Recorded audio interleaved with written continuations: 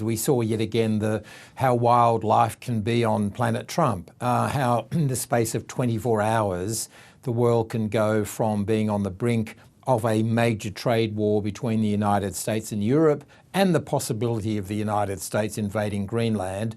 24 hours later, both those things were off the table. And I think Donald Trump was surprised, by the united pushback from Europe against his plan to take over Greenland one way or the other.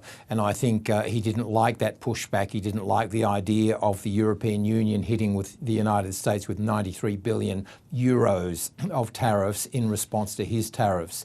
And so I think in that sense he repaired some damage, but it was a very Trumpian way of negotiating now. We've seen this pattern where he throws a grenade out there and just sees what happens, sees where things land. He did it with Gaza, where he talked about building this sort of Mediterranean resort out of the rubble of Gaza that's been destroyed over 2 years by the Israeli army, and it's now unlivable. We saw the same thing then, and he walked that back when there was a backlash from the Arab and Muslim world. And same thing here. He talks about military intervention or invasion. He talks about taking it anyway, and then he's now walked back a bit. So in a sense, he's going to get really what he wants. He's going to get dominance in Greenland. It looks now like what will happen is that there'll be pockets of Greenland which essentially will be given to US military control. They'll have more bases there. They'll have their own sovereignty there.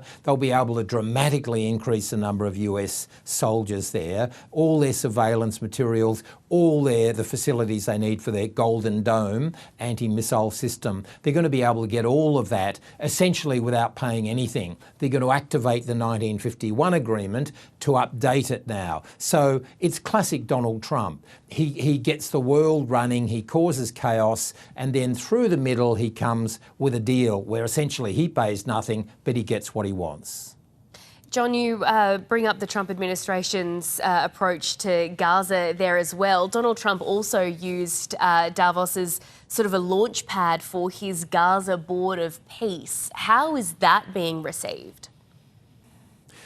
Well, the really interesting thing about that so-called Board of Peace is who's happily jumped in and signed up to it and who is not.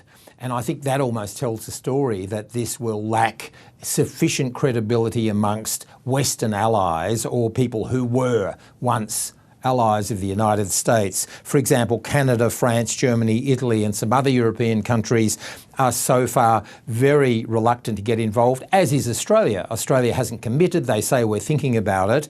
They haven't yet committed. And then you look at the list of the countries who have happily jumped on board this new Board of Peace, and they include Russia, Israel, Armenia, Azerbaijan, Bulgaria, Kazakhstan, Kosovo, Paraguay, Turkey, UAE, Uzbekistan and Mongolia. And so you can see here the split, that traditional allies of the United States want nothing to do with this.